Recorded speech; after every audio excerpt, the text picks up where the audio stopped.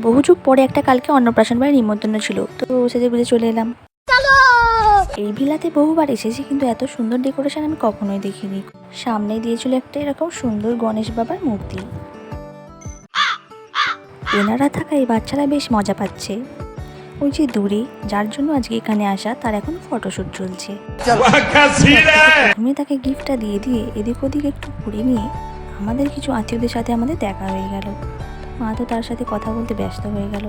তারপর আমি আর বোন একটু ঘুরে ঘুরে দেখছিলাম যে কী কী স্টল ছিল। এখানে ছিল পকোড়া, তো চিকেন পকোড়ার একটা প্লেট নিয়ে নিলাম। তারপরে সবাই দুটো করে ফুচকা খেয়ে নিলাম, এবং ফুচকাটা খুব ঝাল থাকার কারণে আমরা একটু করে লস্যিও খেয়ে নিলাম।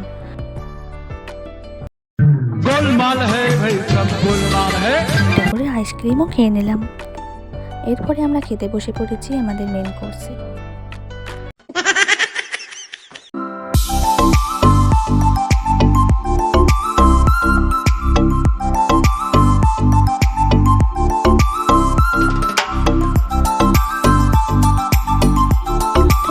প্রথমে আমাদের দিয়ে দিয়েছিল স্যালাড, এবং তারপরে ছিল ফিশ বাটারফ্রাইটা অত্যন্ত সুন্দর খেতে। এবং তারপরে আমাদের দিয়ে দিয়েছিল আলুর চিপস এবং সাদা ভাত, তার সাথে ছিল ডাল।